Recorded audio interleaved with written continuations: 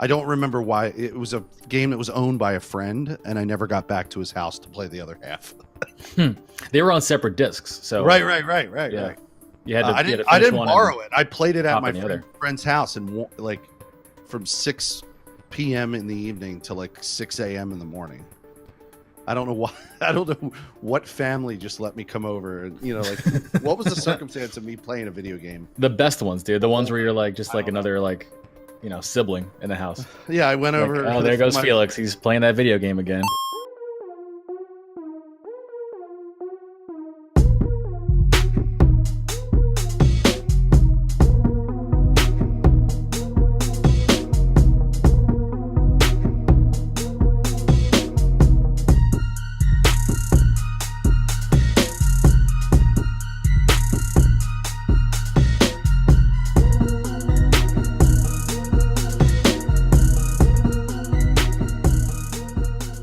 Welcome back, everyone, to another episode of the Emergent Gamer Podcast, episode 197, brought to you by the OG Podcast Network. This is Neo Ayoshi, coming to you live through the power of the internet with a couple cool dudes. I got Felix Hergood. This is me. Trip Zero. What's up, guys? It's Trip Zero. And we got Lock and Key. Boys, how you What's up, doing? everybody? Good, man. How are you? Good, doing well. We got a big show "This for is you me." tonight. This is me. We got a cool show for you tonight. We're going to talk about the Anthem demo that most of us jumped into. The Resident Evil 2 remake game. We're going to talk about our experiences playing that and all the cool fun we're having. And we got a little bit of news. This week, Metro Exodus was pulled from Steam, and Valve commented on it. So we're going to talk about that and what it means for the Steam PC launcher wars that we're currently witnessing. So why don't we start? Do you guys want to get Anthem out of the way and talk about that? Because I really am very curious to hear your impressions of it. Because I did not dive into it as much. I played like one mission. Yeah. Yeah.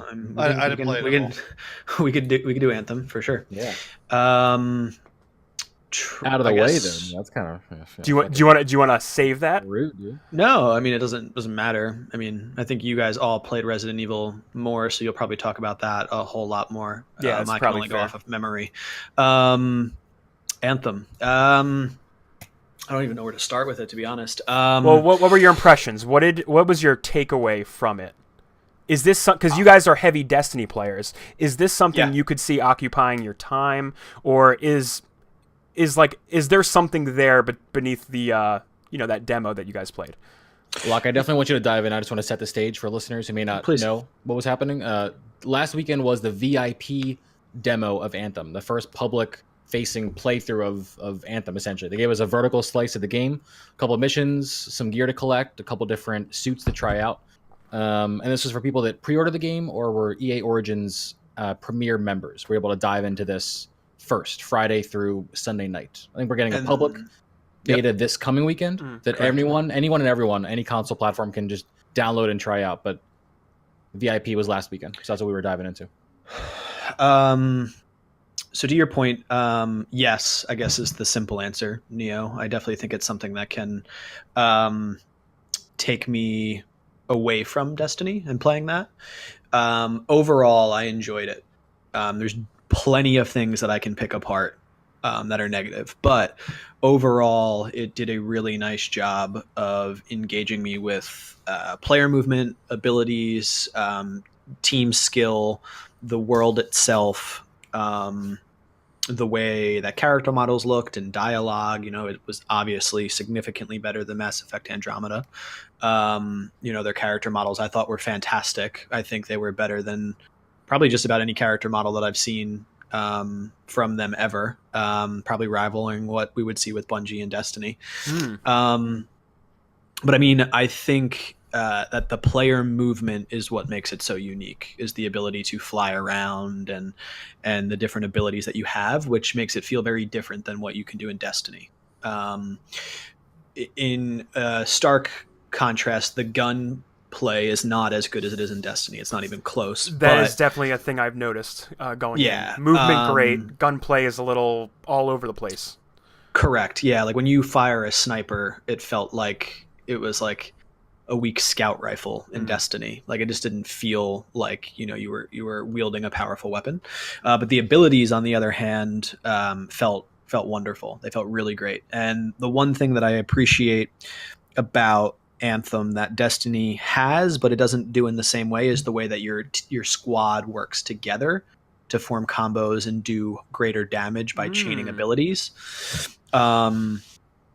Like Destiny has where you can use like melting point that weakens an enemy and then your team does more damage. But like if you were working in a squad of different characters and someone used a debuff and then someone used their missile chained with, let's say, an ice attack, it may do 3 times the damage and it would show it as a combo. Like the word combo pops up on your screen and you see a big chunk of health disappear, which leads me to believe that there's going to be some cool team play there, which it just felt very different. Maybe it's because it was third person, maybe it's because it was a completely different game, but it just felt like it did it better than Destiny does it. But there are, before I go in, I'll let Trip share what he really liked about it, because there's definitely a lot of quality of life improvements that I would hope that they make within the first few weeks of the game coming out. I don't know if it'll be things that are patched for day one, but overall, it's definitely something that I will dive into and play, especially because I don't think there's going to be enough content in Destiny to make it a game that I play exclusively anymore. So Trip, what would you say you enjoyed about it? It definitely moves very, very differently than Destiny. I know we're comparing this to Destiny a lot, which is probably a little bit unfair to Anthem itself, but it's going to elicit those comparisons because it's a group-focused, like, I would say it's probably more similar to Division than game, Destiny. you know? Felix, have your hand up. Well, I was just going to say it's going to elicit the comparisons because you guys are considering whether you need to be playing this game instead, right? I mean, I'm going to be doing both, at least at launch. The place that Destiny is in, especially for a lot of us as we've grinded up through Destiny, is we've done everything that there is, and the only real reasons to play are if you just enjoy being in that world for no reason, or if you have very specific milestone or long-term related tasks that you're working on. A lot of us have gotten the guns we wanted to. We've completed the missions, and now it's kind of maintenance mode until the next big content drop. That's the way any big collective, online RPG is going to work, for sure. Yeah, you grind the content out, Yeah, exactly. I think Anthem, the draw for me for Anthem is not the fact that it's something to do in lieu of Destiny. It's an entirely different game, the way that it plays. Like Locke was saying, the gunplay is very second nature, and I almost had to change the way I was playing. Not almost, I did. I started playing the demo shooting guns for the majority of my damage. I'm like, I'm not doing anything, right? But that's just how I'm ingrained. I'm ingrained to like use my one gun and my second gun and swap back and forth. The minute that I started going down my abilities road, it changed everything. And the minute you squad up with people and combine abilities, like Locke was saying, you're melting entire groups of enemies and bosses so much more quickly than you were just solo, even with guns. Group synergy. Group synergy is important. Yeah. Okay. Every ability in the game is either a primer or a detonator, and primers get the enemies ready to be comboed, and detonators set them off. And you could even do that shit on your own. You could have these amazing combos that just do wild damage. I tried out 2 of the javelins. The javelins are the suits that you pilot that fly around in the world. I tried the Ranger out, which is kind of what they describe as the jack of all trades javelin. It's pretty good at everything, doesn't excel at anything specifically. And I tried the Storm Javelin out. The Storm Javelin differentiates itself by kind of floating up above battle. You don't really want to be in the heat of things, but it's almost like the mage class or the magic caster, because you're spamming elemental abilities from far away in kind of like a support DPS kind of style. So I'm up there and casting this shit and just kind of floating above the immediate like barrage of damage and flying around and kind of supporting that way and comboing with other people's skills and abilities as well. And it's a lot different than how I play games in general. Usually I've stayed away from like magic casting or far away ability classes. I was never like a healer in any kind of online RPG that I played, at least, not a lot. I would dabble, but like nothing permanently. But I was really drawn to kind of like the storm class. I think I might have just been the cape. I like capes on characters, and this is the only The cape was cool. Oh, I know what you're talking about now, yeah. The other thing that was really, really like really amazing that Anthem had is a customization level of detail that I've never seen in a video game. Every different javelin has layers of metal, of fabric, of design that you can choose your material for, and you can choose the color of, down to like creating your own custom color for that panel that you're customizing. So they have like a bunch of color swatches, but you can also bring a little dial in and choose not only your color but your saturation of your color. Like full So- RGB control of each color of the panels. That's insane. Yeah, I had to go into the RGB slider to try and replicate Iron Man on my Ranger. Hell Like, yeah, it's- of course. The presets were like they were either too yellow or like too orange, and I wanted this. Yeah. You needed like a muted gold brown to match like the Tony Stark Iron Man look, at least that the movies had. And I kind of just was fucking around in there trying finding the right tone and tint. It was a lot of fun. If you've ever done AutoCAD before, like in AutoCAD, you could select the material choice very similar to what you can do inside of Anthem. So, like I was going between like fine leather versus old leather versus bare metal versus Yeah, Like dude. stainless straight steel up different versus textures you can like throw on Correct. these. Oh wow, that's Correct. kind of cool. and it's Yeah, like that and it inspired was, my Storm to be like I called him the Louis Vuitton boy because I made him like this brown, like leather. almost like little stitch pattern on there, looked like a fucking like a Louis Vuitton purse when I was done with it. It was crazy. And as Trip was saying, like your armor set, like there's multiple layers to it. So it ends up being, I think, like 8 different layers that you change and customize between material type and color. And then material type then has different finishes. So your metal is not just a metal. It's, I think they have like old, new. Oh yeah, there's like it's 5 levels of wear you can put on. No matter what texture of metal you've chosen, you could wear it down among 5 levels. Yeah, me- there's like, plastic. And gross. Let it's me crazy. ask you guys something. Are upgrades on the javelins like any kind of, like, let's say you get new gloves or something? Like how does gear work for these javelins? And do they if it does work like, I don't know, Destiny, does your appearance also change like based on that? Like do the javelins actually like take different forms because of that? I don't know the specific answer to that question. I know that we were able to change the cosmetic look of our javelins with pieces that you could buy through, like, you would get coins for missions, and the coins could be redeemed just for like a cosmetic new piece of gear, and that didn't change your abilities at all. It seemed to be like a separate system. But we didn't Gotcha. get any gear drops, or at least I didn't get any gear drops as rewards or loot after any missions. I'm just So I didn't swap anything in. Yeah, so that I've point. never seen armor drop. It was all weapons. Gotcha. And, I'm like, curious about how like upgrading works. If it's just your guns, and what do the javelins? How do the javelins get better throughout your gameplay too? I think I have think no it idea how really that works. becomes. I think it's your abilities is what you upgrade and get better. Yeah. It's not The necessarily abilities your do have javelin levels. suit. So I Yeah. think like what I would imagine, and I don't know if this is accurate, but it seems like you have 2 things that you're leveling. You're getting better gear, which would be guns and grenades and and then your abilities, which also level up as you go. But I think your javelin suit just goes based off of your armor. Like as you increase a level, you would get better armor or better shields. I don't think it's Gotcha. necessarily like you get a new helmet for your javelin and that helmet bumps up All right.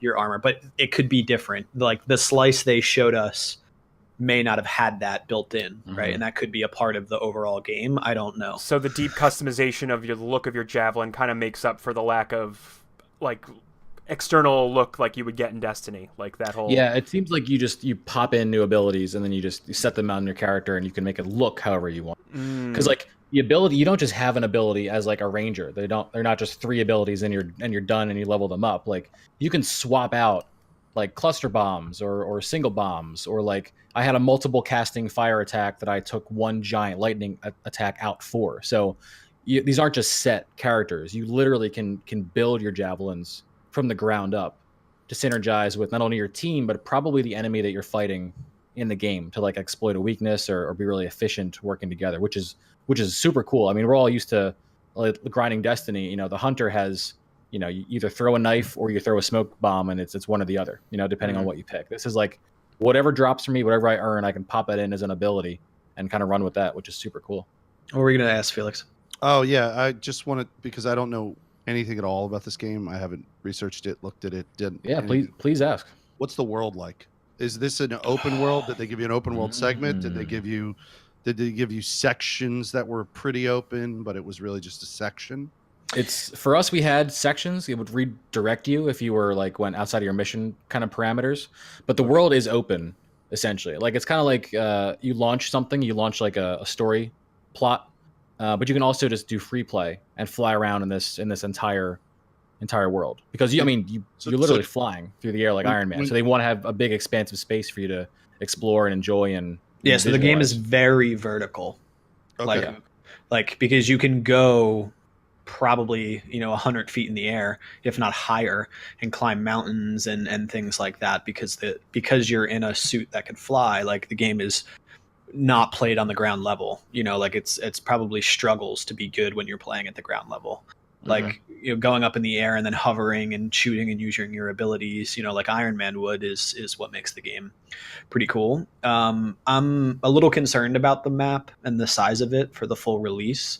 Again, like it's really hard to judge what we're going to get based off of the slice that they showed us. Hopefully whatever they add on to this open demo in terms of what we've already played and where it goes will give us a better look into that.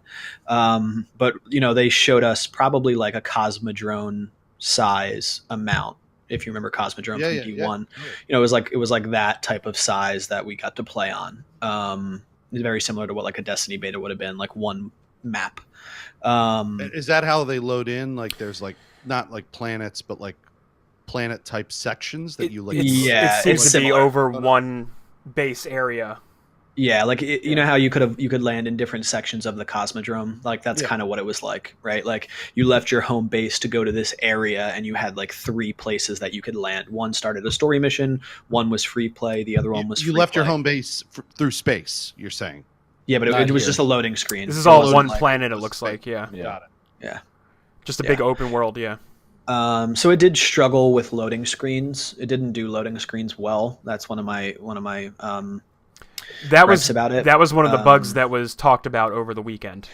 It's not even the bug. It was more so that like if you started a story mission and started playing and went to Trip's point down a path that they didn't want you to go, like it prompted you to a loading screen, and not loading like it does in Destiny where you might halt for 30 seconds until it renders the next area and then you keep moving. Like this would prompt a shutdown loading screen until it loaded again. Right. So it disconnects you as you're moving between areas in the world.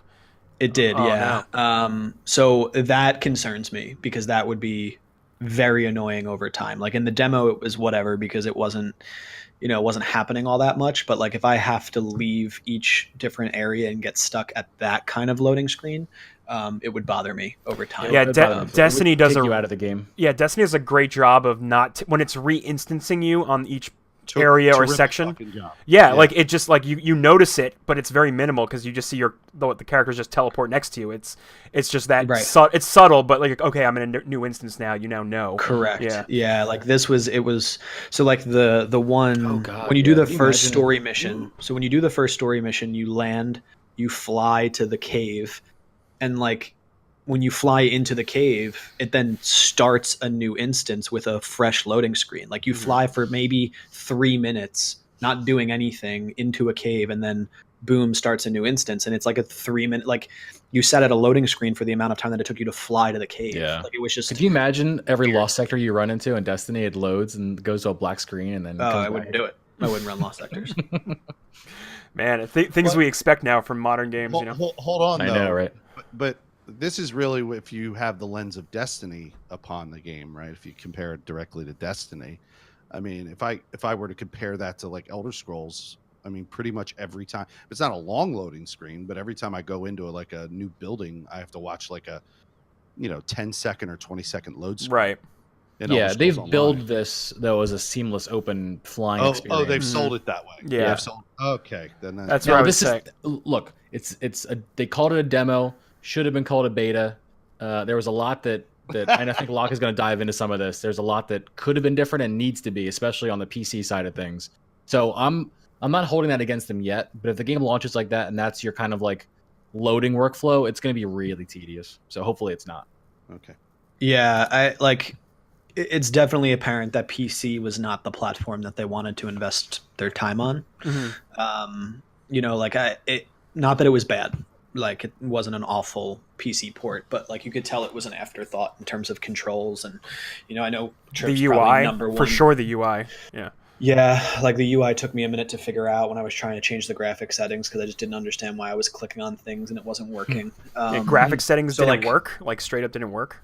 Well, So- it wasn't. It was so the way that they layered their UI was you could see the graphic settings on your right hand side, but there was another menu on the left hand side that you needed to click on first. So, like, let's say I hovered. So, let's say you had a list view of controller, keyboard, and graphics. Right. Let's say those were three on your left hand side. If I hovered over graphics, it would show me on the right-hand side the graphic settings, Right. and would let you start going over there and hovering on them. But you couldn't click on them unless you physically clicked on graphics. So That's it wasn't what like that was. Okay, I experienced Yeah. that. Oh man. Yep. yeah. So like you And had then it brightened up, and you're like, oh, I can choose this now. Yeah. So I spent I don't know 3 minutes clicking on the same graphic setting. Like I thought it was just a bug in the game from Yeah. the demo. And Trip's probably number one biggest gripe, which is everyone's biggest gripe probably, is no one-to-one mouse acceleration. Oh, dude. So it just tries to do what you think it wants it to do, and it's definitely not what you want it to do. Either overcompensates or undercompensates for whatever flight movement It's you're doing. mostly or whatever. under. It's Mostly under, yeah, undercompensating. which is Yeah, weird. like when I went back to Destiny, like how easily it was to do a 180 in Destiny by just doing a quick mouse movement with my wrist. Like you couldn't even do that in Anthem. It's not even you possible. really kind of take that for granted, that movement a little bit. So like that needs to get fixed, which I think they already said that they're gonna. It should even be in the open beta. That seems like it aligns, Locke, with your implication that they were marketing toward the console. Correct. Yeah, Right. like the controls 100%. Trip played with a controller. I think a lot of the guys from the Discord and our community played with controllers for a little while. I tried it flight paths, flying your javelin is 100% better on a controller. So good on a I controller. I didn't play with one out of spite, but I can tell you that I would imagine that it is, given everyone what they shared. So you know how like you have to pull yourself with a mouse when you're flying? Like it gives you two circles. Yeah, and And, you're like, you're moving them The across. wider they are, like the faster you'll get pulled and you kind of realign to center. That's like the mouse UI when you're flying. With the controller, just up, down, left, right, dude. You throw the stick in the way you want to go. I was fucking cruising around like crazy. But then I went to shoot something and I'm like, oh yeah, I shoot with a mouse You now shoot with in a my mouse, video yeah. games. So yeah, this is what I do now. and then the mouse, Sorry. of course, isn't tracking properly because the game is making you go slower the faster you go in the real world. It was wonky, dude. It was wonky as fuck. Yeah, so they have some work to do in terms of the PC UI, the PC controls, and what they really need to prove is what the end game loop looks like, and Right. that we don't know, and that's really what is going to depend whether or not this game is something that's sustainable and can hang with the likes of Division, Destiny, Warframe, the looter shooter genre. Like, So it's funny we're comparing it to Destiny so much because that's just what we play. But I've heard a lot more comparisons to Warframe because of the nature of the hub world and how you pick where it sends you out on the mission, and just the style of how they present missions to you and the story. It does resemble Warframe like a tad more because of that. yeah, I think it's a mix. It takes elements from all of them. Sure. I think it is trying to do its own thing. I do think, I am interested in the story they're trying to tell. And Sure. I'm interested in the lore of the world. So, I mean, if it does a good campaign well, then, and that's all that it does well, That's fine. I think it's still something that could keep me playing it. You know, like it doesn't have to have an end game loop necessarily to be a good game, but to be sustainable, it's going to need to have a good end game loop, especially when you For sure, have, yeah. other games that are currently doing it really well, and Mhm. especially when one of them's free. Like you don't even have to pay to play Warframe, right? Like, and it has a great end game loop. So the question is like, Um, what are you chasing for at the end of these? Correct. At the end of this Correct. like story. It's Um, why Division failed, right? Like Mhm. Division's end game loop when it first came out, it was non-existent. There was no end game loop, right? And honestly, Destiny Um, does it really well because they are constantly giving you new things to chase after. For example, the last Correct. word today came out, right? That Yep. whole that Mhm. whole mission came out. That's a whole big quest line you can choose to do. So Yeah. that keeps players engaged. Like, what will Anthem have in lieu of that? Like, will they have events or whatever? Will they keep the world alive? Yeah. Yeah, it remains to be seen. I mean, I think I would hope they know what they need to achieve. And they showed what was it called, Trip? What was that like little end game activity they had? Oh, the Stronghold. The Stronghold. So they had Yeah. like an end game. I didn't get to take part in it. I didn't watch it. I don't know Like really much it's like a about it. dungeon style thing. Yeah, I think it probably aligns more similarly to like a Nightfall I would call it a Um, Nightfall. Yeah. in terms of content. Like a that- high level like mission Yeah. activity. Expert rewards and Um, all that kind of stuff. Like you yeah. got, yeah. Yeah, and it's funny, obviously I follow all the Destiny guys on Twitter, but they were a little disappointed because at the end of the Stronghold, when you beat the final encounter, there's no chest, right? So what they don't do chests, so you don't actually find out your reward until the mission is over and you get a loading screen. Like all your loot Yeah. that you get in that game doesn't show up in the moment. But Mm. public events in that game do have chests. That's the weird part. Are Like, the there world are there is- public events? Yeah. Okay. They Yeah. don't call them that, but they're like, I was flying around and it's like, oh, like, your little, your guide equivalent, your ghost, your whatever the Warframe person is, like your equivalent of that guide while you're in these worlds was like, oh, something is happening over here. Let's go check it out. And then you do that, do the objective, and a chest appeared. I ran up to the chest and like those little diamond loot things popped out. And Wait, I was like, really? "Scoop one.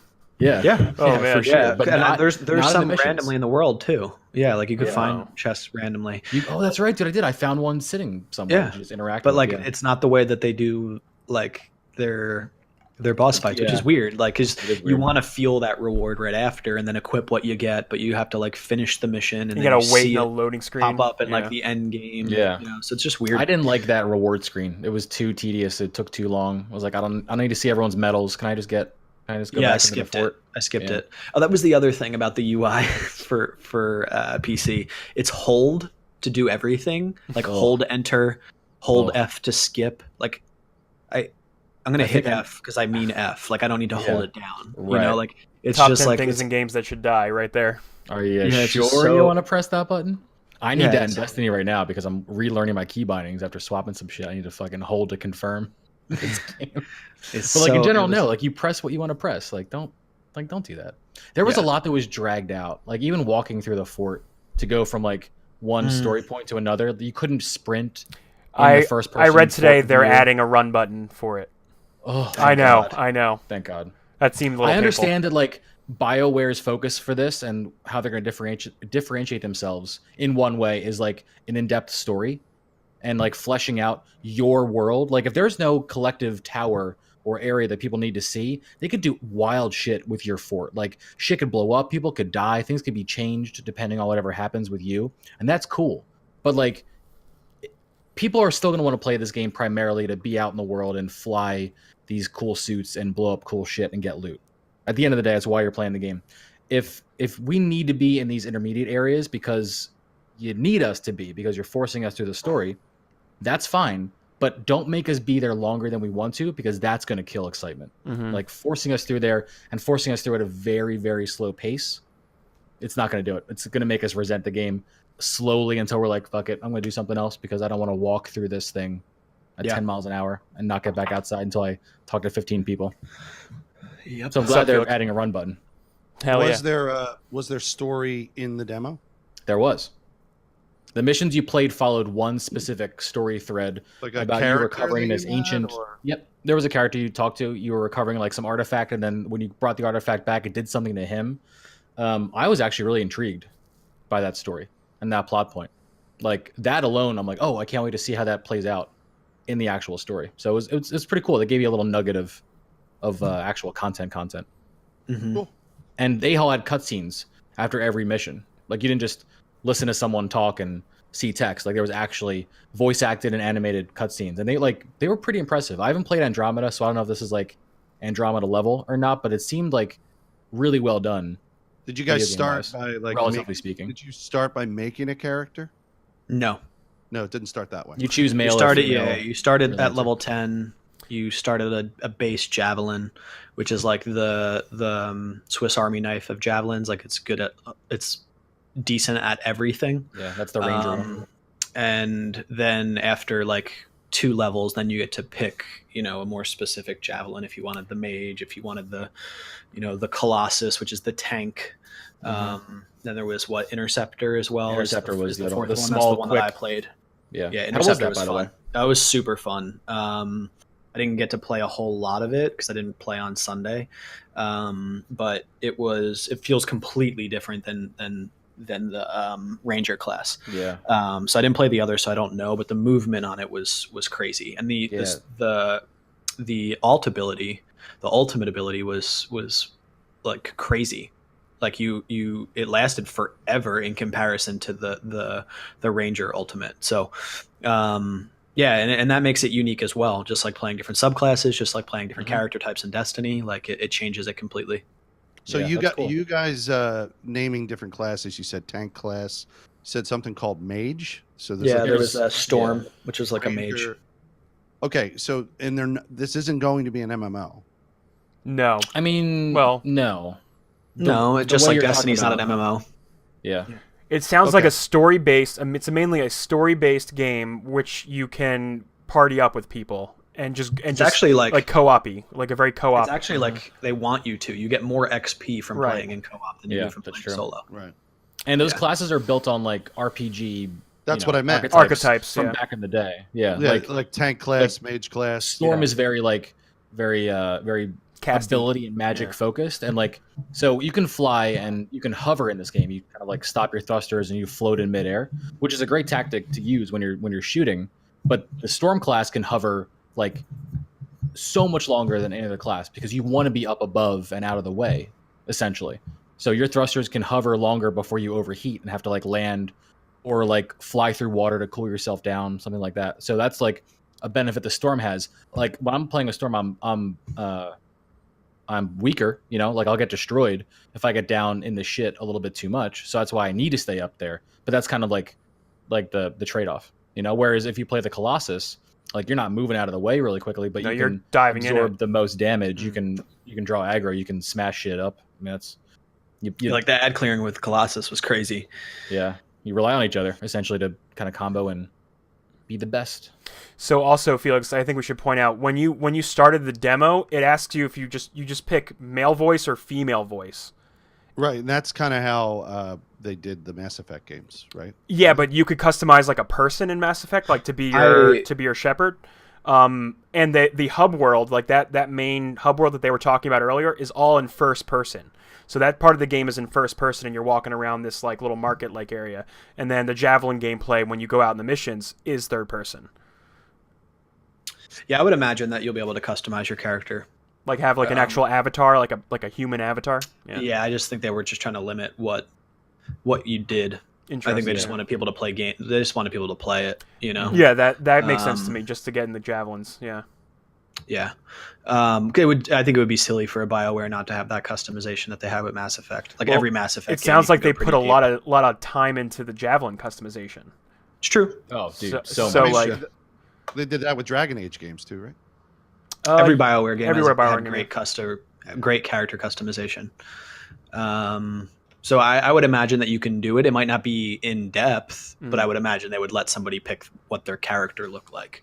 Especially if it's a story-based game with using the hub world, because it would just be weird if the hub world you just never got to, like, you weren't unique in the hub world, you were only unique in your suit. In your suit, yeah. Um, That makes me wonder how but- like story cutscenes will play out. Like if you will be a character in the cutscenes, or if you're just going to be right. a character Right. watching people talk in front of you, and you're Mhm. just a voice in first person. Yeah. Like that I'm also very curious about.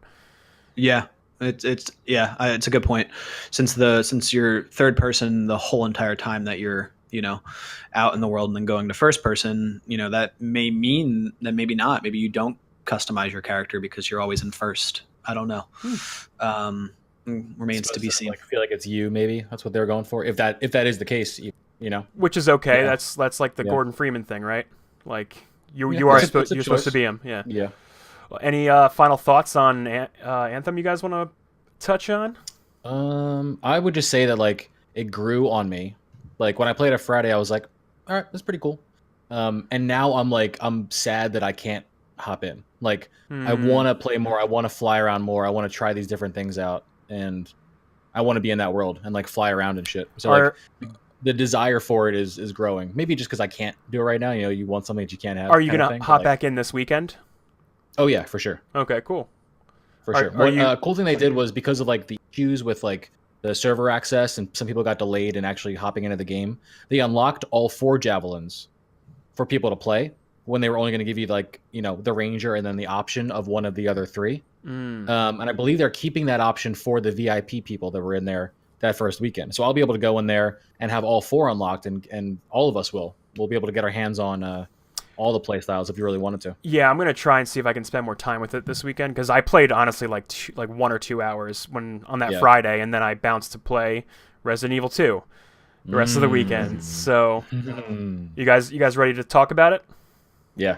Resident Yeah. Evil, sure. Oh yeah. All Let's right. do it, So hey Felix, why don't you Yeah. start? Okay.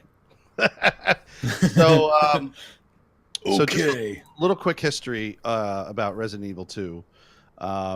It's the only one that I really have like solid memories of playing, Mm-hmm. where I know exactly like what I accomplished with it. Like I know I beat the first Resident Evil, but I don't remember shit about it. I never played 3. I played 4 and don't remember it at all, even though they say it's one of the best. 4 is really good. 4 is Never great. played. Yeah, never played 5, 6. Never played the new 7. So Resident Evil 2, when I heard that it was going to be remade, I was just like, it's a no-brainer. Go back and play it again, right? So when I went into this game with the knowledge, because I never played Leon's story, just so you know, never played it. I only played Claire's story. I don't remember why. It was a game that was owned by a friend, and I never got back to his house to play the other half. They were on separate discs, so Right. yeah. Right. You had to, I you had to I finish didn't one borrow it. I played it at hop my in the other. friend's house, and like from 6 p.m. in the evening to like 6 a.m. in the morning. I don't know why. I don't know what family just let me come over, and like what was the circumstance of me playing a video game? The best ones, dude. The ones where you're like just like another like sibling in the house. Yeah, I went Like, over. oh, there goes my- Felix. He's playing that video game again. Yeah, I know he was there with me for most of the playthrough, but I would hope so. eventually he yeah, that'd be disappeared. weird. It was just me and Claire for whatever amount of hours. Anyway, so It's just me and when Claire. when I first came into playing this game, I was like, dude, they outdid themselves in terms of like I don't know if they outdid themselves in terms of like 7 because I didn't play it, but in terms of like Sheer production value. the world and the production value, Yeah. and the voice acting, and like how alive it feels, and like how much like it feels like I'm playing like the opening of a Walking Dead episode. Like it's great. Dude, there was like a TV show like intro. Like as soon as you got into the city, like done with the gas station at the beginning, like that could be the intro to the newly announced Resident Evil Netflix show that we're gonna get at this point. Sure. Like that shit looked so fucking cool. Like better than so many TV show intros that are already out there. Like they So- really went all in with the cinematic nature. of So the I game. was, yeah, like, dude, I was all in. I was like, wow, this is more than I expected. Mm-hmm. I didn't, I kept saying the whole time, your mind does this thing. If you remember a game you played in another form years ago that's been remade, your mind's like, was that in the original? Was that in the original? Yeah, I did that a whole lot. You're doing a shit ton of that because you're just like, I don't remember this shit, Yep. So as I got into it, then when you get to like the police station, then all of a sudden it's like, okay, this is the familiar. Okay, I remember all this. The first day was really hard for me. It took me a while to come around because I there's an initial message that tells you at the very beginning of the game, this game contains an autosave feature, which to me was a new novelty. It was a novelty because I was like, this didn't exist in this game ever. Like, wow, okay, autosave. So I went, fine, fuck it. And I was like, maybe they only put the typewriters in there because for fans, just to feel good or whatever. Like, oh, the typewriters here. I remember that. So I ignored the typewriters. I ignored the typewriters for most of the time. And then I died and realized I can't ignore the typewriters. I went back probably about 30 or 40 minutes. Oh, in my no, gameplay. that feels awful. Yeah, I got really frustrated the first day. But I talked to you guys, and you guys like kind of calmed me down in the Discord. You were basically like, "Don't worry about it, Felix. Use the typewriters." Yeah, gotta use the typewriters. It was a tough love calm down for sure. Yeah, I don't think anyone was like, "Oh man, that sucks." We're like, "Well, that's what you fucking get in survival horror." Yeah. So then I smartened up, and then I started using my typewriters. The second day was outstanding. I ended up fighting one of the bosses. At least in the Claire storyline. So if you haven't played I did watch you play that in your stream. I don't want to spoil it, but I fight some big scary dude. And I got through it. Amazing. I thought I was going to have to go back to my typewriter again, but I didn't have to go back to my typewriter. I made it through. And it's just great. The puzzles aren't, as was with the original, the puzzles are not too hard once you figure out what the items are, like once you get items.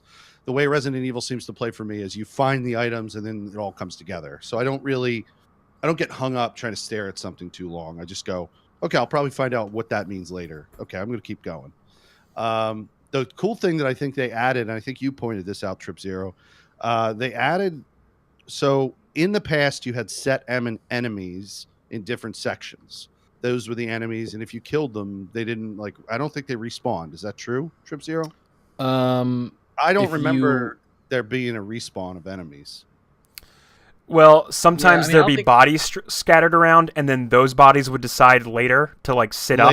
Yeah. Okay. So it never respawned, but it also you weren't able to clear out the station permanently ever, and then have no one in that building. There was always some element. Yeah, there's a window you didn't board up. The boarded up windows. Did that exist in the original? It did not. Right. It definitely did not. It in maybe 3. So one thing that made it super active, maybe. One thing that made this seem like a very active world outside of the building, was the fact that if you left those windows open, eventually you'll come back to an area and it'll be infested again. And that's what the boards are useful for. You board the windows up, and then you essentially contain that area. I definitely had a hallway that was my danger no naughty room, which I always avoided at all costs. What was there? Yeah. Did you have the ability to board it up? Yeah, of course. You could sterilize it. Yeah, and they give you a set amount of boards strewn across the police station, so you have to be choosy for where you want to. What room do you want to clear path down? Was a choice you had to make. Yeah. Can you remove the boards after you put them? No, I don't think so. No, I know. Yep. Yeah, but so, I've gotten pretty far in it. I'm definitely addicted to it again, so I'm probably going to complete it. It's definitely addictive. Yeah. One question I wanted to ask that people were debating about is there something with the time limit? What do you mean by time limit? The time that's counting when you go in the pause menu. Oh, that's just your playtime. Right. So they kind of grade you at the end of your scenario run. They'll give you how many times you saved, how long did it take you, how many guns did you shoot. They kind of do a grading system kind of. So that if there's certain trophies that if you get an A grade, you'll get a trophy. Yeah, and I bet there's trophies for all I think there's one for not shooting a single shot during a playthrough, or there was one for not taking any damage. Yeah. There's in-game achievements and in-game unlockables that are tied to specific criteria as well. Okay. I know one of them is beat the game in 4 hours. Oh, that's totally doable. Oh yeah. If you know what to do and where you're going. Yeah, because you're just making the run for it. I just want to make sure I can actually beat the game. Yes. So the time doesn't affect whether I can beat the game. It just affects whether I can. Do you think you're going to get to a certain time and it's going to just blow up and be well, start again? Virus is taking over. No, I couldn't remember, and I thought I was worried that like it might be a thing where, yeah, like your character can legitimately die if you don't make it to a certain point by a certain. No, yeah, no, No. you're good. You're good. I mean, Okay. there are moments in the game that have timers like that, but the game yeah, will yeah. be very clear to be like, this is your timer. Mhm. Look at it counting. Are you? What are you gonna do? All right, Yeah, well, like the 10-second count on that like wall, C4 wall that I have to explode. There's Right. one example. Sure. I knew to have to walk away from that.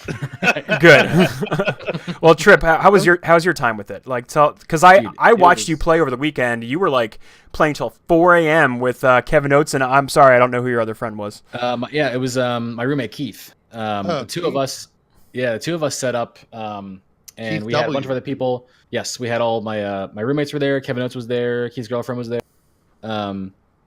So we just got the camera on both of us, and we were hanging out. We were drinking. We were having a great time. Passing the controller back every 10 minutes.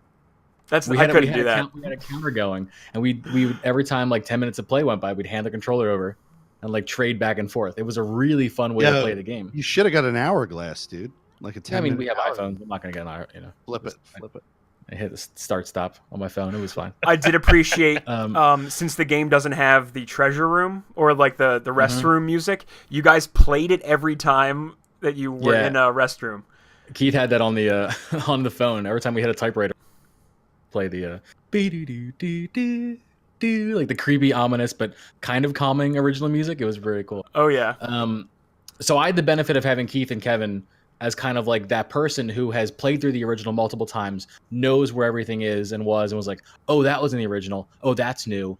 Oh, they did the same thing there. Oh, or I was expecting this here, but they switched it up on us. Like, so they did a mixture of both in this game. Some I things gotta were, get Oates to come over and do my stream with me. oh, dude, you need like a live commentary. He'd be great for that, for Yeah. sure.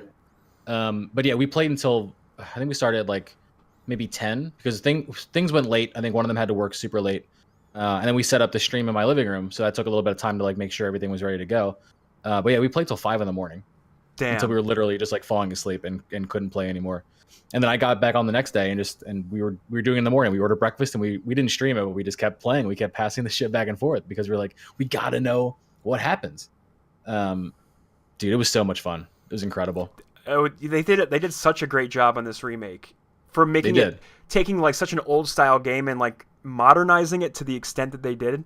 It didn't feel I don't know how to describe it. Like the shooting It felt old. Yeah. It felt new. It felt exciting. It felt, I don't know. It really hit they did all the right things that they did in 7. But I think this is a more accessible and more fun game than 7. yeah. 7 went or kind of pulled you down some specific paths that were very tedious or just not fun, like almost like gauntlet-y. Yeah, you were just it stuck held in a on. situation. 7 held on to like a lot of like Resident Evil like tropes, like the silly little puzzles and all those crazy like backtracking that you had to do. But yeah, this one felt more natural. I guess is it because of the third person or just the nature of the game? I don't know, man. I think it might be third person, and like a lot of the same systems were in this one that they introduced in 7. But there's something about I don't know. I don't know if I'm going to be able to articulate the differences between this and 7 or know why I like this one better, but it felt more fun. 7 was like that game that tried to scare you. And it was Resident Evil, and they tried really hard to scare you.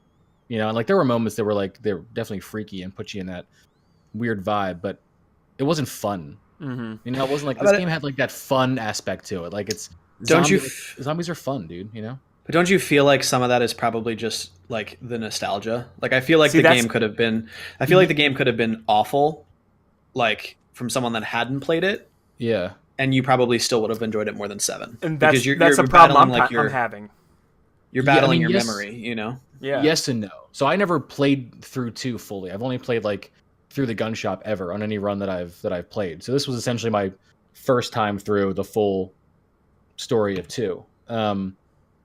I think what resonates with me a little bit more is just the vibe of the game. Like the game does not take itself seriously, but it also like upped itself in its legitimacy and in its seriousness.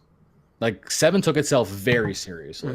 Like there was no camp besides like the unintentional camp of someone losing their hand and having their hand get sewn back on and still work, you know, like shit like that. Right, but that was right. presented as 1,000% serious. Straight horror, like straight, In like 7. holy fuck. There's a moment where Claire and Leon meet in this remake, and they're having this like legitimately well scripted and well acted dialogue that's like fun and flirty, even though they're about to like fucking die. It's like, yeah, like they just met each other. that helicopter came out of nowhere. Like, it was like funny. I was like, this is legitimately like funny to listen to. In Claire's run through, the whole time zombies are showing up, she's saying things like, to me it could be funnier, but it's like it's stuff very similar to like Ash in Evil Dead, and I think that's probably because at one point that's the kind of humor they injected in the original. Like she'll say things like, there'll be like a bunch of zombies, she's like, seriously, right now? Yeah, right. It's stuff like that. Like it's shit a like that, non-serious vibe. I mean, they upped a lot in terms of tension for sure. Like there's a what are called BOWs, like modified genetic people. And there's a BOW called Mr. X that can literally pop out of a wall at any moment that you're playing this game. And you're not going to be able to beat him. You just have to run away from him, essentially. But like, he's almost as wide as the hallway, and he'll fuck you up. And can literally come out at any minute. He'll smash through a wall, put a hole in a wall that wasn't there before. Like he'll fuck your shit up. I think dude. the best part about Mr. X is in the beginning of the game when you're doing your initial exploring, you're taking your time, and yeah, you can like, oh, I'll dodge this zombie, I'll shoot this zombie. And then when he shows up, that all changes, because now you have to go. I found myself, instead of just like casually making my way through the police station, I would be in a safe room, and then I go, okay, so I have this item, and on the map I know I need to go here, so this is going to be my route. If he shows up, I have a backup route, and now I'm like rushing through the police station all frantically, avoiding this like monster of a guy who's unstoppable. And what Neo pointed out, you popped into my stream and you said, listen for his footsteps. And like, you're right, I could hear him like getting closer or farther away. And if I was quieter in the game, like maybe he didn't show up as fast, or he wouldn't come up in that certain room. Yeah, and it's terrifying because like he's out there, and they make his presence well known, and he could pop in the building, the room. Yeah. You have to get to a certain story mission before there'll be a story point where you're going to go back to the police station, and then it'll seem a little different. Like that's all I'll say for you. I'm already back at the police station. All right, give it a minute. I feel like you're right there. I'd probably because I watched you fight that monster, that boss. Yeah, I did. You did real good too. But and it's a real good boy. It's real good. No, it was fun watching you. I got through it the first shot. So I was surprised. When I first fought him, I was running away from him a whole lot. Like I was like, I don't know if this is working. I'm just gonna start shooting him now. Like it was just me running for like a long time. No, it's one of these things where I shot every round off that I had. I hit him with everything, right? And I got to 0 rounds, and I was like, that's it. And I went back to this corner, and I went just per chance. I went back to this corner, and there was a grenade I missed. I was like, oh, nice.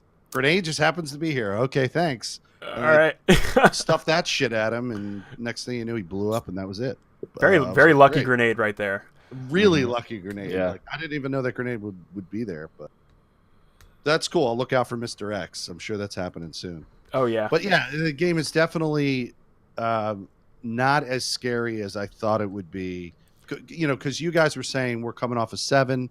It's using some of the 7 UI design. It's, you know, I figured, they're going to just inject this with like more scary, and it's going to be a fright fest.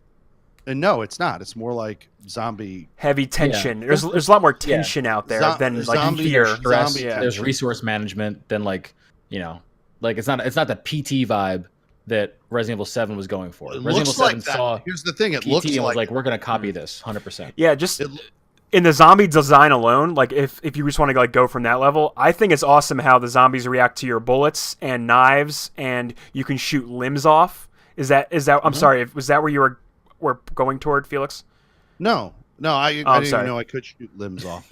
No. Oh, dude, yeah, you can just pop like 3 or 4 rounds in a leg, and then they're crawling, and then dude, all I do is shoot their. Why didn't I do that, Felix? I shoot their legs off and run around them. I don't think I've killed a zombie in this game besides like the bosses. See, when I saw you type that post in the Discord, I was like, Wait, is he saying he got a certain weapon that allows him to cripple their legs? Any gun, enough bullets will do it. Any A gun will a take handgun in the kneecap, just pop And I one. knew that. The original game had that. I did that No. all the time in the original game. The original Or I did 2 didn't have that. No, maybe I did that in 4. 4 sounds right. 4 and 5 sound right. There was a mechanic. like I There were said, the mechanics only in one- 4 and 5 that were like you shoot them in the leg and they'll like, "Grr," and then The you only have a ones I button played prompt to were punch. 1, 2. Yeah. I only played 1, 2, and 4. So those are the only games I played. Gotcha. So. Yeah, 4 So it had has to something be- like that. Yeah. I did it in 4 then because I remember doing that in one of them, shooting their legs out and running around. Mm-hmm. Yeah, That but was just I love how the zombies like first off headshots don't work. Like you're putting like 4 or 5 No. 5 bullets in a head, and you can visibly see all the bullet So holes stupid. and all like the flesh like falling off. Like they did a really Dude, good job I designing am those playing zombies. through this entirely again at some point, and I am definitely shooting every one of them in the fucking legs. Felix, I have Don't start then. Start now. yes, I'm I would start start now. Felix, the game has a total of 4 campaigns. Right. 4 And campaigns. there's- So you're There's decisions you can make that change whether you do the A or the. so when you play as Claire, I believe you're playing as Claire right now, right? Yes. So yes. when you finish Claire, you're going to unlock the Leon B-side campaign. So that Okay. will be the events of Leon during what you're doing currently as Claire, and certain items will be there, be available to you, and certain items won't that you are currently getting in Leon. Oh, I'm sorry, in Claire's campaign. So I did Leon first, and I'm actually Wait, am I gonna wait? Sorry, when I get to Yeah. the end, of Claire, will I unlock Claire B or Leon B? no. So you'll do Leon B. you do Leon B, and then when you play through Leon, which is what I did, I unlocked Oh, I see, Claire's I see. B story. I see. So once I'm It's done just like- Claire's B, almost I'm like playing Claire's A again. It gets to the Yeah. end, it just goes back and it goes, okay, now start as Leon. Correct. Kind of like that. Yeah, it'll do the, Yeah. Leon's B story, or I forgot what they called it in the menu. So I'm in the middle of And Claire's B story right now. The decisions you made during Claire will affect your Leon B play, right? That I don't know if I've noticed yet. So far, Probably. from what it looks like, it's like everything has been remixed, and the game is taking you in different directions than it took Leon. Pay attention closer because more than likely it makes sense that it's the playthrough you did as Claire Mhm. is affecting that Leon. Because So- that's the Leon from your playthrough. I'll point out this one difference. So in the armory room, there's a locked door where in my campaign of Leon was a shotgun. That's where you get his shotgun. So playing through as Claire's B story, the gun that was in there is a grenade launcher. Okay. So it's not like because in the original Resident Evil 2 there was a locker room in the outside courtyard that you could go to, and you could that's where you could get their alternate outfits in the original game. I don't know if you guys remember, like there was like a biker outfit for Claire or whatever. Now you can just do those in the menu, right? Those are just in the menu now. But there was also a locker where if you had to pick one or something for the A campaign, and it would be either the submachine gun or it would be, I want to say, the grenade launcher. This was like in the original game. So if you picked the machine gun for Leon's playthrough, Claire's playthrough would not have that. She would get the other gun, whatever was there. I haven't noticed anything like that yet. And right. I'm a little bit. I think I'm 2/3 of the way through Claire's B story at this point. So I'm getting close to finishing it, but there are remixed areas in the B stories, like How long everything's is puzzles each- wise. Oh, too. sorry, Neil. I didn't mean to cut you off. No, it's okay. How long is each playthrough? So I finished Leon's A side campaign. Mhm. That took me about between 8 and 9 hours, I want to say. Okay. And My Leon was 12, but I went back hard. I found a way to backtrack through almost the entire map, yes, and I took a Gotcha. long time to clear every room, because if you look at your map rooms will be red if there's something that you haven't found. So I was going okay. there trying to clear every single room to That's blue huge. before I moved on. Yeah. Mhm. No, I didn't know that when I first started playing, and then I read on some forum that that's what you can do. Also, when you see items in the world and you like pick it up to look at it, but you don't put it in your inventory, it'll be marked on your map. So like if you run out of room, if you just pick up the item and look at it, you can see. You don't even have to pick it up. You just have to be in. Yeah, you don't have to. Oh, just you be didn't? there. Okay, cool. Oh, that's awesome. And like even looking at the doors, like I had to. I don't know if this was like doable just by being in the room, but like touching a door would like Locked or unlocked. it would yeah. show you what key you would also need as well. Oh Like, yeah, The yeah, yeah. map is insanely helpful. Yeah. Yeah, it does to that. See a key marker, you did have to interact with the door. to Okay. see which So yeah. there, yeah. That does make I think it sense. would still tell you locked or unlocked, but if it was a special, like if it needed a key, you would see that icon after you went to interact with it. In the Claire playthrough, you mentioned earlier the heart key. Yeah. Well, I don't want to know where this thing is. I I'm just not was telling you. looking I'm not for telling this in Leon's and I didn't find it. So I know that like Claire's story has different elements that Leon's doesn't, especially involving the chief of the police. And I was thinking at the end when I couldn't find this thing, I'm like, maybe this is specific to Claire. I never got access to that specific part of the police station as Leon. Like I never me went feel to that section at all. Better, yeah. Because I looked a long time But for that. I mean, hard key. I don't know if this is spoiling for you, but in Claire's section, I have visited that section of the police You do, station. yeah. That's kind of what I was theorizing. I just wanted to know if I I don't know, missed something obvious. Yeah, and that's why having those 4 campaigns is kind of cool. Like I can't wait to start over as Claire's A campaign and see how those are different too, Right. to the other ones as well. Like I'm it's weirdly how addicting I am to like getting in this and playing it. Yeah, same dude. Like I again over the weekend I kept thinking about it. I played that more than I played Anthem, and now I'm sad I didn't play Anthem because Anthem is gone, and I could just play Resident Evil now because I own it. But like I couldn't stop playing Resident Evil to play time with Anthem. I don't It's know, just good storytelling. It is. You know? Like, because it's not anything like mechanical, you know? It's Yeah. all Yeah. storytelling. Yeah, and there's always a drive to keep moving and pushing forward because you're like, oh, I know where that key is. I know where that key goes now. I didn't check this room yet, so let me go check this room, and then, oh my god, look, I found the thing that I needed to get over here. And like the game's constantly like nudging you and pushing you forward, and it's for sure. constantly giving you less items and weapons or pieces of ammo to deal with depending on how you're using them. So it always feels like it's lighting a fire under your ass at the same time as saying, hey, you want to keep going and see where this rabbit hole takes you. And I think that's like part of the magic of those original Resident Evil games. And this captures it like so. Like when I said before this came out, I said the game looks like, just from the trailers before I played it, it looks how I remember playing Resident Evil 2 back in '98 or '96 or whatever. Yes, whenever year that's it feels a very important thing. It feels exactly how I remember it, and I know that's the nostalgia coming into play. But not necessarily, because if it felt very different, you'd probably feel the same way. Or would I be more like, oh, this isn't how I remember Resident Evil 2? Well, it needs to walk that fine line. I need to clarify for people who didn't buy this game. The piece of shit controls from Resident Evil 1 and 2 back in the day are gone. Yes. Oh, I mean, that's a gaming trope that no one wants to can revisit appreciate anymore. Yeah, so that's or no one ever wants back. Is that you what have free control of your character and your camera, so you're good. Yeah, you can just move it around. It's a fine line to walk though between replicating something, making it feel new, and then also making it feel like it did. True.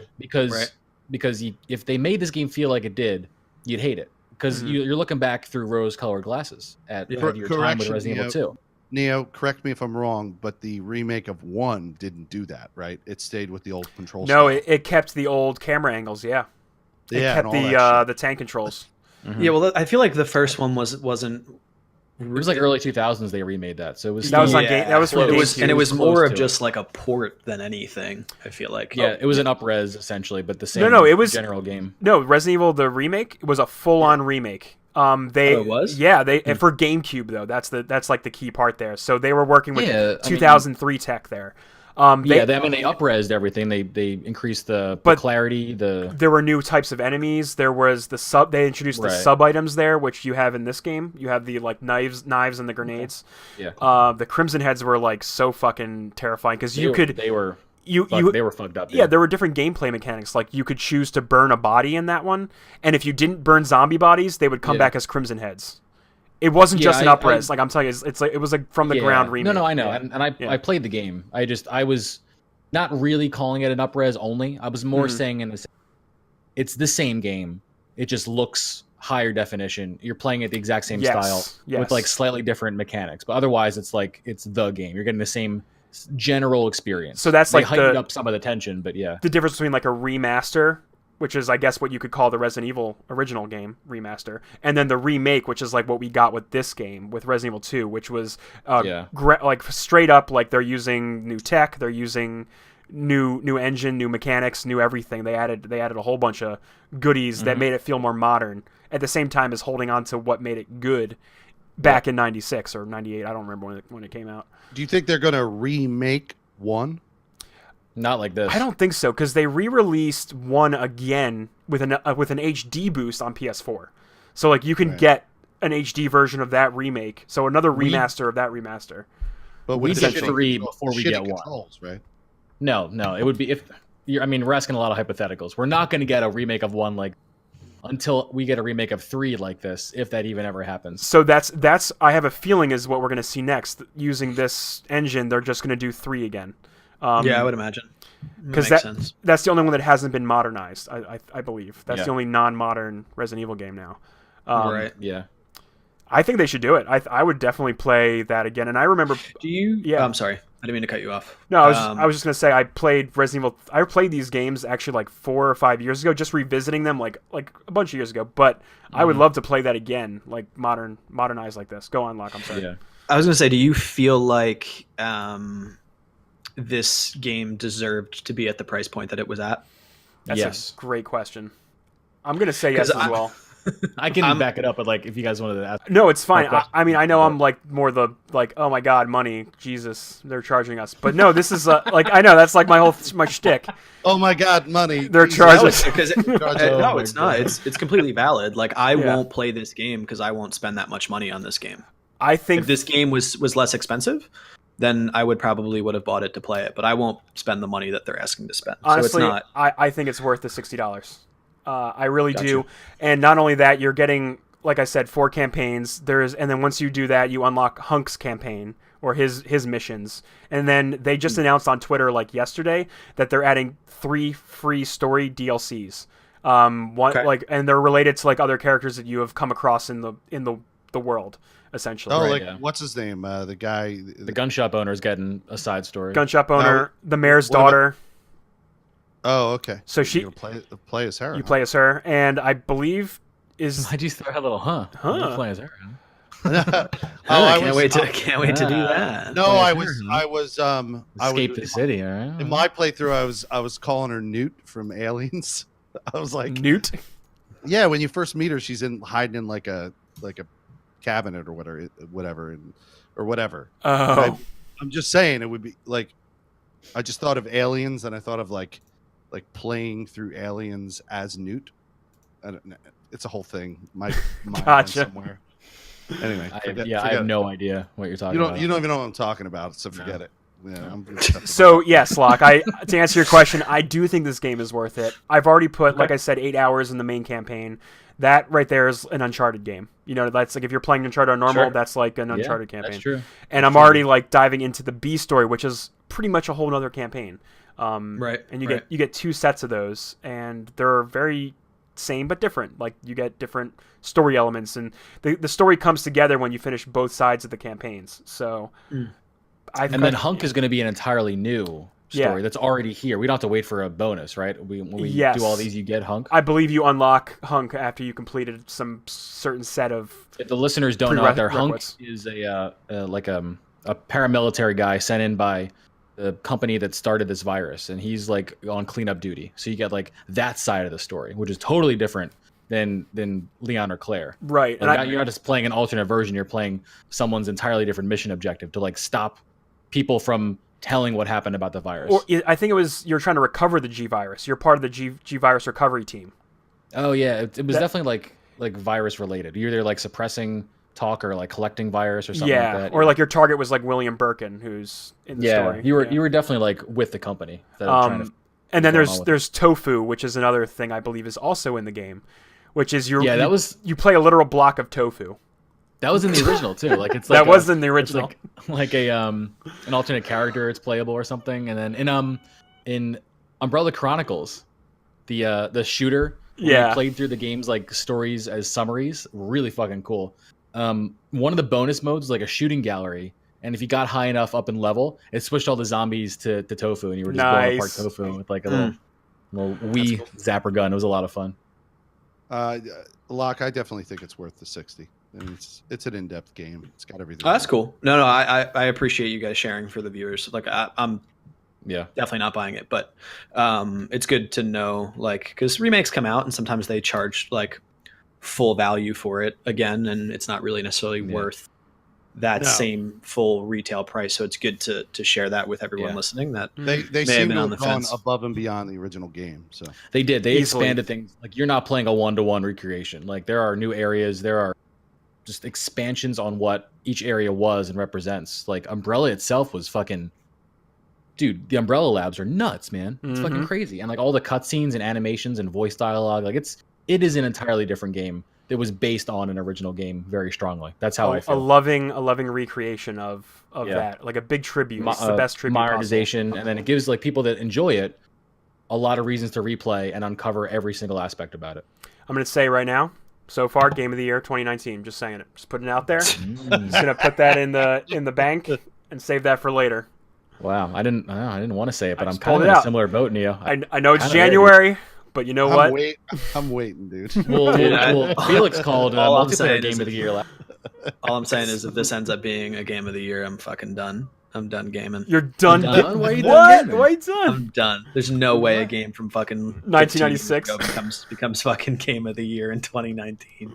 I think you should borrow someone's copy at some point and try that I out. will let you borrow it. I will do that. Okay. You say the word. Right. You say the word. Oh, listen, I was a huge fan of the first 3 Resident Evils, but I just not so much so that I would spend that again. But I hear you. Understandable. But it's worth it. I'm telling you right now. Feels good. I hear you, but you're not listening to me. Nailed it. All right, you guys. Cool. Do you want to dive into some news here? How's our time trip? Give me the time check.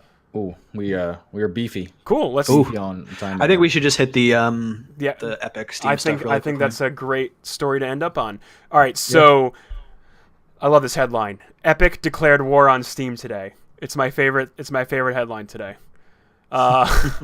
Declared war. Very aggressive, yeah. So let me explain what's going on with this. War? Yeah, jingoistic.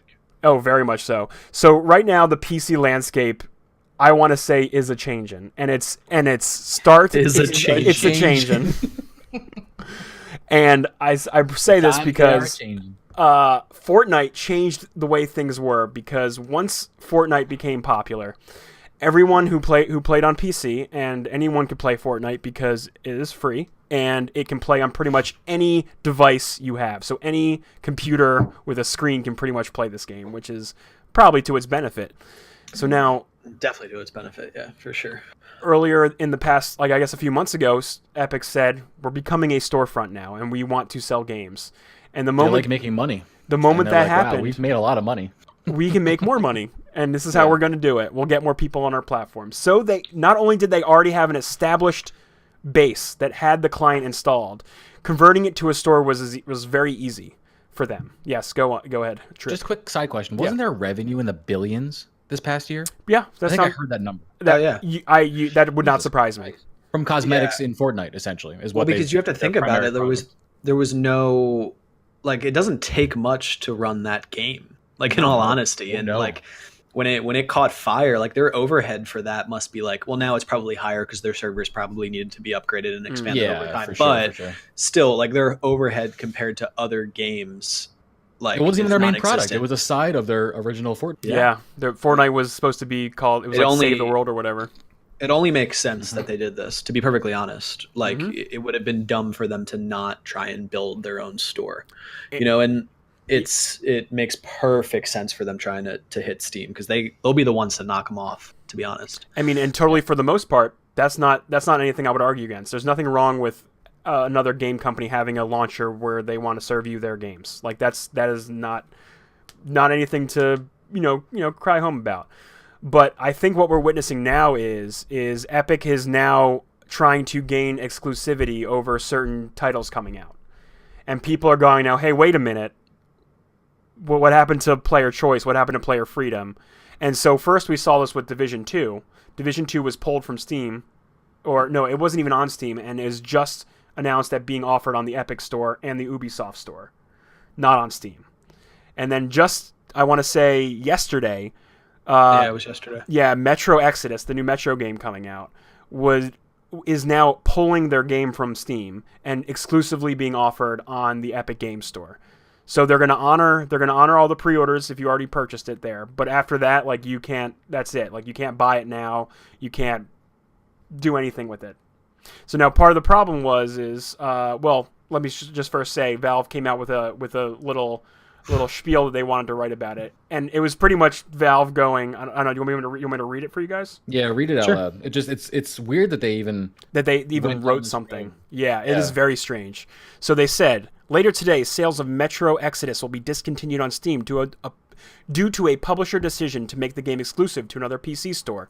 The developer and publisher have assured us that all prior sales of the game on Steam will be fulfilled by Steam, and Steam owners will be able to access the game and any future updates or DLC through Steam. We think the decision to remove the game is unfair to Steam customers, especially after a long pre-sale period.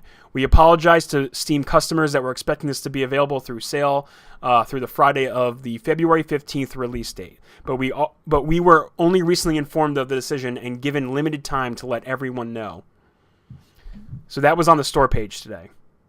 it's rare for a company to kind of give shade like that. So they must be feeling very strongly about this. There's definitely at least 20% shade in there, by my calculations. I'd Up those numbers. Oh shit. Well, my calculations are off. So I mean, you're essentially saying like, Yeah. I think it's fucked up. You're saying I think Epic it's fucked up what you did. You said that in the nicest possible way, and like, it's just like that's a legit company beef right there. Yeah, I mean, it looks like Epic is like inching in on this space that Steam has occupied for years. Yeah, Go and on. like people have had problems with Steam being the only choice, but they weren't really the only choice. They were probably the best choice. But Right. like you could go to GOG, Good Old Games, you go to a bunch of other platforms to get a lot of content on. Yeah, EA has their own launcher. Yeah, for sure. But don't people have issue with Epic's like terms of service? Like there's something in their page that's different than the rest of them. Okay, so here's what I have here. I have a list here of the current issues or lack of features that Epic Game Stores currently lack, and it's interesting because you could argue, well, Steam didn't have all these features at start. They had the Steam client wasn't what it was in 2004 or 7 or whenever it came out, Right. and it's not the client it is today. And Epic didn't have that kind of build-up. But a lot of these features I think are really important to a modern experience now that you would get with a PC store. So, for example, here's a list of things that are currently negatives for the more or less for the Epic Store. Their security is terrible. So 80 million accounts were exposed last week. Their customer service has a lot of issues. So they don't have the infrastructure for customer service. Games are more expensive due to regional pricing. Now, that's not probably necessarily true for us, but people in other countries who can't get Metro at that, sweet price point that they're offering here, going to have a problem. Wow. You can't take the launcher offline. So you can't play any games offline. So if you're on that train ride or plane ride, you can't play any of your games or whatever if you wanted to whip your laptop out. There are no social features. There are no screenshot, no controller support. Apparently they're breaking EU laws right now. I don't have the details on that, but I have a feeling it goes with a few of their terms of service, which is what you brought up. Let's see. They are partially owned by Tencent, which is that Chinese company. And apparently they sell user data to the Chinese government. So don't know if that's a thing. Don't know if that's a whole thing. All right. Sick, bud. These are things that I'm going to say are probably not as important, but there are no achievements, and there are no reviews. I mean that's probably no reviews. There's no That's reviews shitty. listed on it like on Steam. Now, one could argue that Steam's reviews system is bullshit because people just write whatever the fuck they want, and they people like gang up on games to review. Yeah, they gang up the tank. That happens a a score lot. and some shit. Yeah. Oh yeah. Let's see. No forms, no cloud saves. I think that's pretty important too for some people. And let's see. Let's see. And that's the list. Oh, and apparently here's a link here for more things. Anyway, I think that's a huge Just list. those things, not a big deal. So Just those few points. the two sides I'm seeing are as well, competition's good. Competition breeds healthy life for the consumers. But in this case, I think it's very strange that Epic is just snatching up exclusivity rights to third-party games. This isn't the same thing as Sony making Last of Us with their own studio Naughty Dog. Like, this isn't the same thing we're talking about here. We're talking about companies like let's pretend Assassin's Creed games, you can only buy them on Xbox. You could never play them on PlayStation again. So you would have a whole group of people without it. I don't know. Different conversation down that specific road. I'd be fine. Yeah, That's console exclusivity, not You'd like be, but the Sony people wouldn't, right? Yeah, they'd be. Yeah, but like pissed off. it happens all the time though. Like there's exclusive content that certain consoles only get. Not every first party studio means that it's an exclusive. Like there's certain games that only come to Xbox that aren't Microsoft Studio backed. Yeah. You're still able to buy those games at, GameStop through the Xbox store, which is protected by all of those, their own rights, their own terms of service. I think if there was like a separate store, again, using consoles, like you were on Xbox, like, oh, go to this other store as an app. Okay, that's a better analogy. You can only buy a game on this weird other app because this other app talked to, Ubisoft and was like, hey, Division, we're going to give you a shit ton of money. Only through this app can we buy this game. They're like, yeah, I guess so. Sure, we're making a lot of money. But everyone else is like, what do you mean, dude? Like, I would rather buy this through Xbox. I don't trust these guys. That's, I think, a closer analogy. That is definitely better. That is way better. What's up, Felix?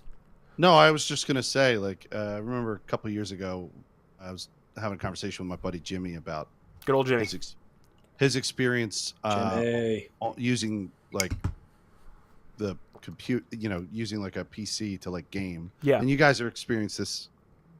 Most of your games you guys get through Steam, right? The majority of my games are currently on Steam. Yeah, I use There was a time where it was like so diversified, all the different places where you would be getting games. Before Steam, it was like everyone had a launcher, right? Yeah, like a lot of like MMOs did, and a lot of games like you would get the disc to install on PC. This is before digital mostly, and then they would have their own installer, and you would just have shortcuts on your desktop or whatever to launch certain games too. Now, I would say this is probably about when I was hanging out with Jimmy. It was like 5 years ago, and he showed me his computer, and he showed me how like Ubisoft games he had to fucking like launch. He had to launch the Ubisoft thing, and then like he was playing another game, and he had to launch the thing for that. And I was like still playing on console like I am now, and I basically was like, Jesus, man, that's kind of complicated. Like, yes, all these different places you got to go to get your fucking games. And absolutely, that is definitely part of this. Anyway, so as an outside observer, this doesn't sound much different than that. It just sounds like some other really kind of incompetent group. It doesn't, but as a PC player, I feel increasingly frustrated that I have to load all of these individual launchers on to play the games. Right. Like I got to have Battle.net's launcher to play Destiny, but if I want to play the new Tomb Raider game, I have it on Steam. Like I can't get that on one launcher, and that is a frustration. Although I know it's generally like, okay, well, you can look past it. Companies are going to have their own platforms. They're going to want to serve their games to you. But at the same time, as the average customer, like you, Felix, is pretty new to PC gaming, and it would be very confusing to go, if I want to buy Ubisoft games, I got to go to the Ubisoft launcher and buy that. Credit card info goes there. Okay, now Steam launcher. Yeah. I don't know, man. I don't really seem to have a problem with it at all. Just the diversification of all these platforms. Yeah, I mean, it doesn't really bother me. I mean, I know where to go to find my games. I mean, I just launch the one app and I play it, or I launch the other app and I play it there. Like the majority of the games I own are in Steam. I mean, I only have 2 launchers. I have Battle.net and I have Steam, and I guess I technically have Epic because I have Fortnite installed. You also did you install Anthem? Yeah, I do have Origins. So, yeah. I do have Origins. Yeah, but it's like that's like 4 or 5 I'm not right there, right? Confused, right? Like I'm not like a confused PC user that doesn't know where to go find my shit. Like I know where to go. I just have to launch a different app. It's no different than like me being pissed off that I can't get to Facebook through Twitter. Like it's not we're all in technology. We know how it works. So to me, that point is it doesn't bother me at all. I mean, the one thing that I would say for this that could be frustrating is the fact that it's exclusive. And I don't think that's anything that PC gaming has seen before. No, is the exclusive rights, right? And that's where the story blows up, kind of. Yeah, like that to me is the only thing. It doesn't frustrate me necessarily, but I do think it's for others it can be extremely frustrating that you can only go here, right? You can't get it anywhere else. Like, and not to me, not to mention all the reasons that platform is still in its infancy, and it doesn't have the robust feature set and pretty much quality of life things that Steam has established over its lifetime. Sure. To be clear, that's not how it would work with Assassin's Creed. You wouldn't have to get the Uplay launcher. So you need to run Uplay regardless if you buy it in Steam. Yeah, so when you launch it So on if Steam, it opens the Uplay. So if I bought Rainbow Six Siege via Steam, and when I launch it in Steam, all Steam does is the gateway to get me to Uplay. It's actually stupid. It's actually worse that I bought it in Steam because it means I have to open up another app. I have Division in Steam. Same thing. Yeah, and it's the same for me. You're right. Actually, I have Division in Steam as well. So like, it makes less sense if Ubisoft as the company is going to make me run their servers through their app, and that's the only way that it can connect is via their app. You know, like other games don't do that in Steam. Like PUBG, for example, everything runs through Steam. It launches the game and that's it. But like when you do when I launch Rainbow Six Siege via Steam, it then has a separate friends list, which is done through the Uplay. I don't access my friends Steam list. I access my Uplay friends list, and I get messages through Uplay, and like all my credits are done through Uplay. Like it sounds way worse than it really is. Like this to me is like minutia of details that doesn't really matter. I think the big point is that this platform that has been free choice is now experiencing this exclusive, like, I'm going to grab up titles and I'm going to like devour titles because I'm charging 50% less of a kickback than Steam is. If Steam wants to be competitive, they should stop charging 30%. Charge 20%. That honestly would be the move. Charge 25%, right? Like first of all, like Valve needs to just get the fuck over it because they've been the king of the castle for goddamn 15 years. Like they're literally sitting on mounds of money. Like build a bridge and get over it. Because there's like at this point, lower your costs. Like you can't do it anymore. It's the market is becoming increasingly competitive. When if I was a developer, I would just make my own launcher. Like why would I even make Steam a thing anymore? Like it doesn't make sense. Like the dev cost to just build a shitty launcher is probably lower than I would get from having to do all my sales through just Steam. So like in my opinion, this means that Valve needs to figure out what they want to do to become competitive now. They can't just be the de facto like platform anymore. Which is good because competition means that we get better products, right? Like that's the idea, yeah. The fact that Epic has done this means that maybe Steam becomes a better version of itself because it's being challenged, not just like I'm going to just exist and do whatever I want because I have the luxury of it, you know? Which 100% the position they had up until this point. They call that there's a term in economics that's called monopolistic competition. It's good. Yeah, you're right. Yeah. And like I said, I think Epic is the one to do it. Epic is also sitting on a mound of cash, probably not nearly as much as Valve has in its bank, but it's got a lot of it. It's probably half of it is disposable. So like why not try and do this? And you're right, Neo. I think like it would have probably been better for them to roll out a store with, at least some basic quality of life stuff that Steam has. Because it just seems silly that some of that stuff's not there. I don't think I really take advantage of most of it, but it just seems odd that you would just launch this but like no reviews, like that just seems wild to me. Yeah. Coming in season 2 of the Epic Store. So it's just so weird. It's so weird, but I do appreciate. I think offline play is also kind of like you can't play a single player game like Metro Exodus offline. Like that's just not.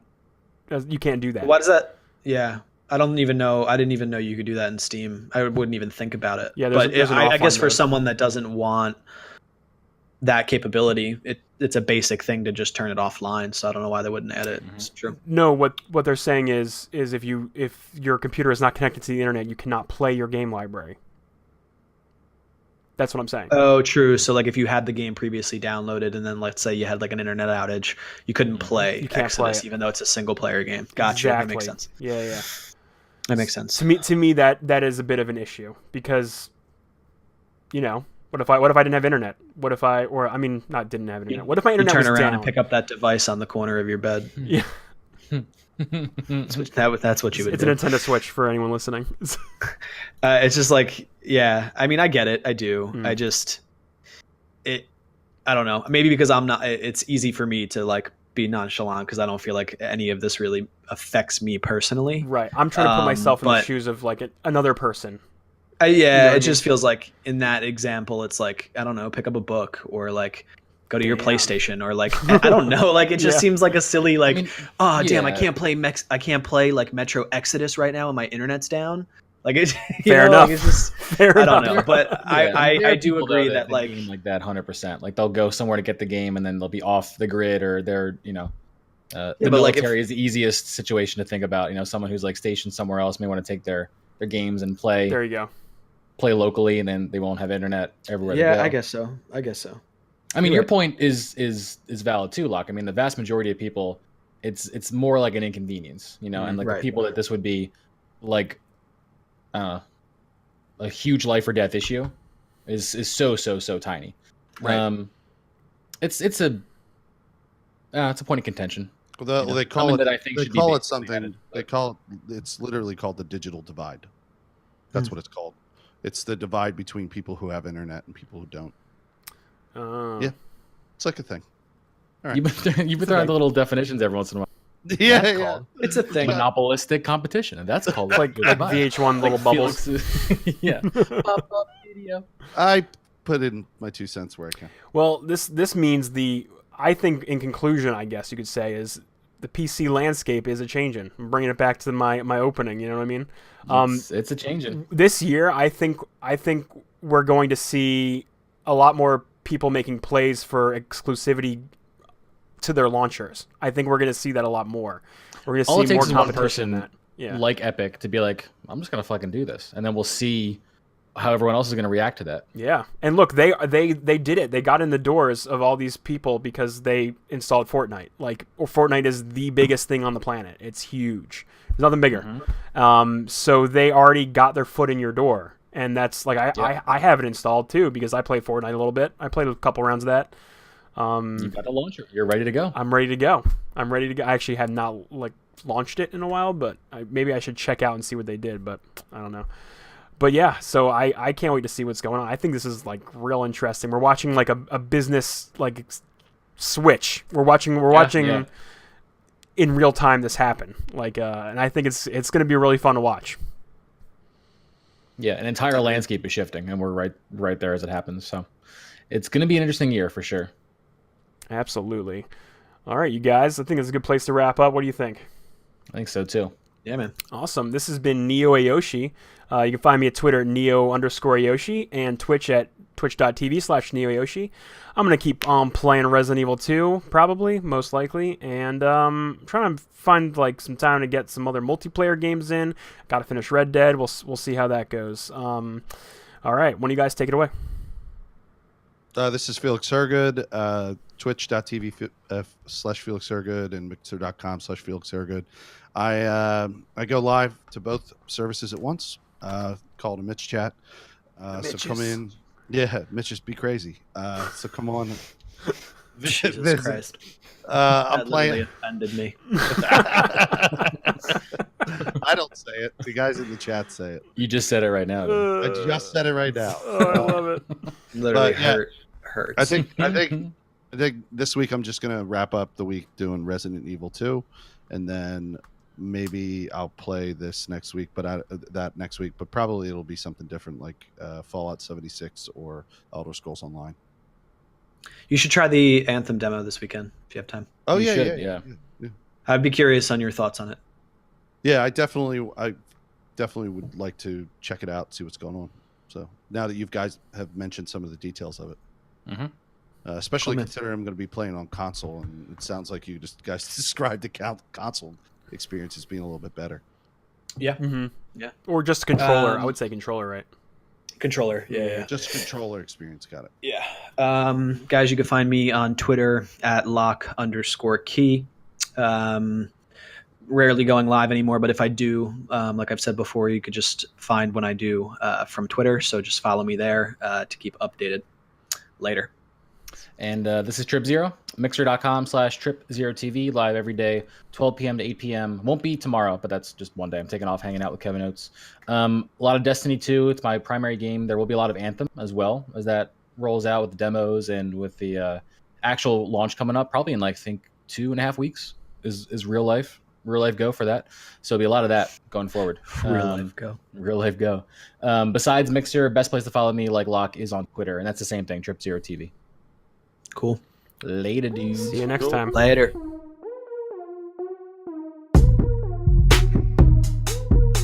Are we I hate that really? you reload. Are we really on Mixer a teen-rated stream?